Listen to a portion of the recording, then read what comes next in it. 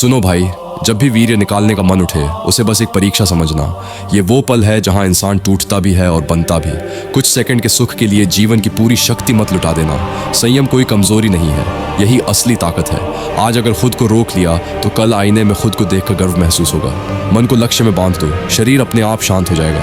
महान योगी परमहंस योगानंद जी कहते थे, जब ब्रह्मचर्य, बुद्धि और भक्ति के साथ जिया जाता है तो भीतर एक दिव्य तेज पैदा होता है। वही ऊर्जा जो बिखर सकती थी रीढ़ से ऊपर उठकर चेतना को जागृत करती है। ऐसा ब्रह्मचारी सिर्फ अपने लिए नहीं, पूरी दुनिया के लिए शक्ति और प्रेरणा बन जाता है। अब जरा आंखें बंद करो, खुद को 6 महीने बाद देखो, 1 साल बाद, 5 साल बाद। मजबूत शरीर, स्थिर नजर, साफ दिमाग, अडिग आत्मविश्वास। सोचो, क्या तुम वो इंसान बनना चाहते हो या यहीं रुक जाना चाहते हो? भाई, अब जो मैं कहने जा रहा हूँ वो बहुत भारी है। मैं ये सब दिखावे के लिए नहीं बोल रहा। सच ये है कि आज मैं बहुत बुरी स्थिति में हूँ। हालात ऐसे आ गए हैं कि बिना मदद के आगे बढ़ना मुश्किल हो गया है। मैं टूट नहीं रहा, लेकिन सच कहूँ तो अकेला पड़ गया हूँ। अगर आप इस मार्ग, इस आवाज़, इस प्रयास को जिंदा रखना चाहते हो तो आज आपका छोटा सा सहयोग भी मेरे लिए बहुत बड़ा सहारा बन सकता है। अगर आप मदद कर सकते हो तो कृपया आगे बढ़ो। अगर नहीं कर सकते तो कम से कम मुझे अपनी दुआओं में जगह दे देना। आज सच में किसी सहारे की ज़रूरत है भाई, प्लीज़।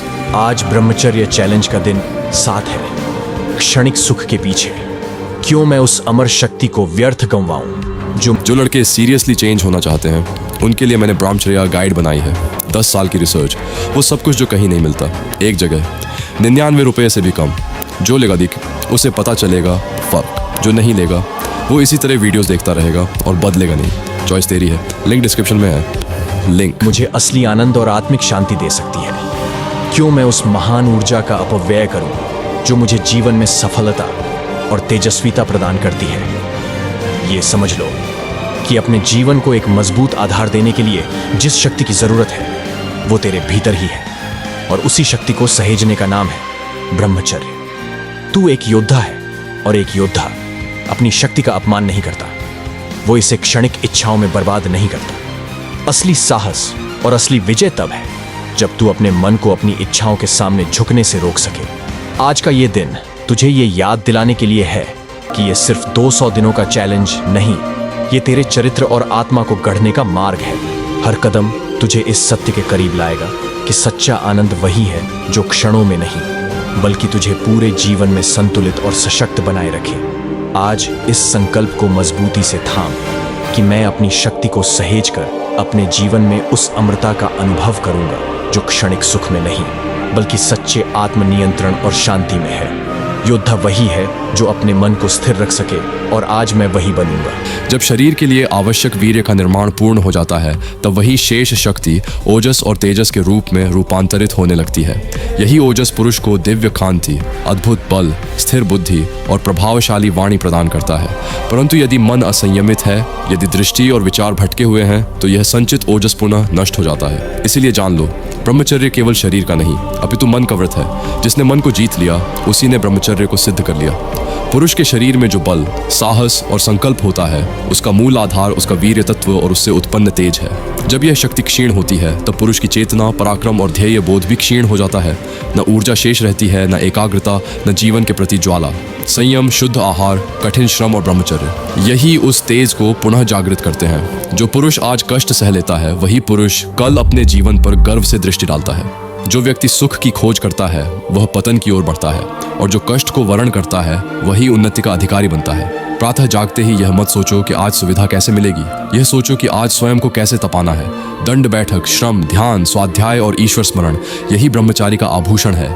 जहाँ तप है वहाँ पतन नहीं होता। वत्स, ध्यानपूर्वक समझो, ये ग्रंथ केवल शब्दों का संग्रह नहीं है। यह उन अनुभूतियों से उत्पन्न हुआ है जो संघर्ष, संयम, पतन और पुनः उठ खड़े होने से प्राप्त होती हैं। इस ग्रंथ में मैंने स्पष्ट रूप से बताया है ओजस की मानसिक रक्षा कैसे की जाए, विचार उठते ही उन्हें कैसे शांत किया जाए, वीर्य शक्ति को तेज में कैसे रूपांतरित किया जाए, ब्रह्मचर्य को जीवन का स्वभाव कैसे बनाया जाए। मैं यह नहीं कहता कि यह एक विकल्प है, मैं यह कहता हूँ यदि जीवन में वास्तविक परिवर्तन चाहिए तो यह ग्रंथ अनिवार्य है।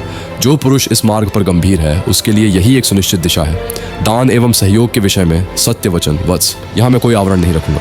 इस कार्य को जीवित रखने के लिए मुझे तुम्हारे सहयोग की आवश्यकता है। ये ज्ञान यात्रा, ये ग्रंथ, ये पुरुष निर्माण का प्रयत्न, ये सब दान और सहयोग से ही आगे बढ़ सकता है। यदि इन वचनों ने तुम्हारे अंतःकरण को स्पर्श किया हो, यदि तुम्हें अपने भीतर थोड़ी भी जागृति अनुभव हुई हो तो यथाशक्ति दान अवश्य करो। थोड़ा सा दान भी तप के समान फल देता है। तुम केवल मुझे नहीं, एक ब्रह्मचारी परंपरा को जीवित रख रहे हो। ईश्वर तुम्हें सद्बुद्धि दे, तुम्हारा तेज बढ़े, तुम्हारा मन अडिग रहे और तुम्हारा जीवन उद्देश्य से परिपूर्ण हो। ब्रह्मचर्य कोई साधारण नियम नहीं है।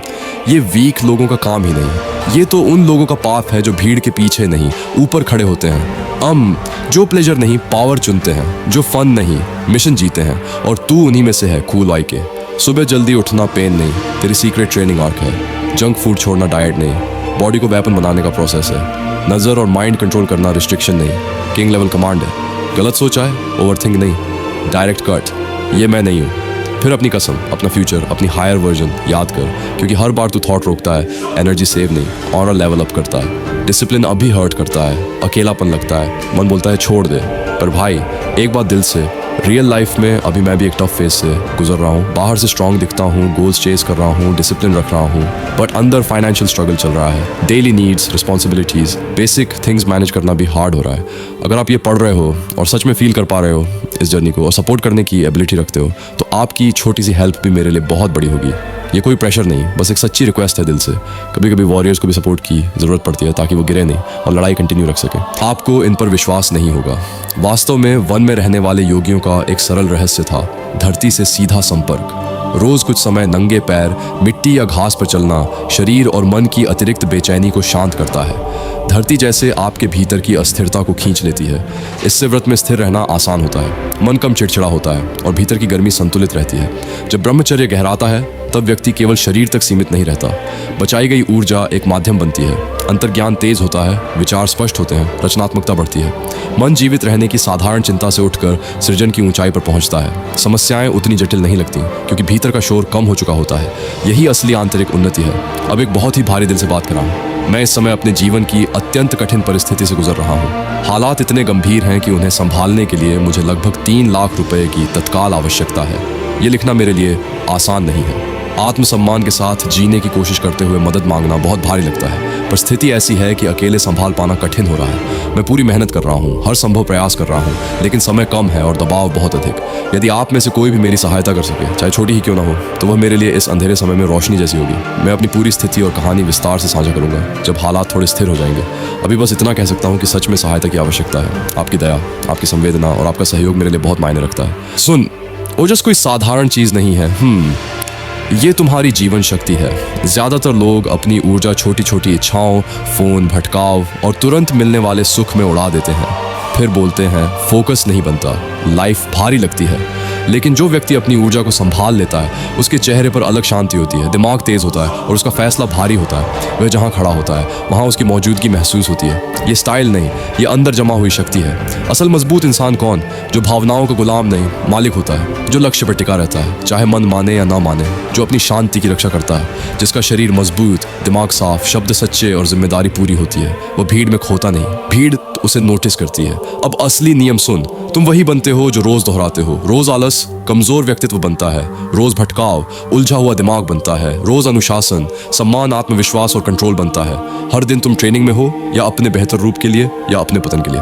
फैसला तुम्हारा है। अगर ये बातें तुम्हें सच में मदद कर रही हैं, तुम्हारा सोचने का तरीका बदल रही है और तुम्हें लगता है कि ऐसा कंटेंट जारी रहना चाहिए, तो सहयोग कर सकते हो। मैं भी अपने जीवन के एक कठिन दौर से गुजर रहा हूँ और थोड़ा सा सहारा मुझे स्थिर रहने और ये काम जारी रखने में मदद करता है। चाहे साझा करना हो, शुभकामना हो या छोटा सा योगदान, हर मदद का महत्व होता है। जो लोग दूसरों को उठते देखना चाहते हैं वही असली मजबूत मानसिकता वाले लोग होते हैं। फोकस्ड रहो, अलग रहो। ब्रह्मचर्य का पालन करने के बाद लड़कियां तुमसे चिपकने या तुम्हारे पास आने की बहुत कोशिश करेंगी और कुछ लड़कियां दिखाई नहीं देंगी, पर कुछ चुपचाप तुम्हें देखती रहेंगी। पर याद रखना, यह आकर्षण नहीं, यह सम्मान होता है और सम्मान हमेशा ज्यादा शक्तिशाली होता है।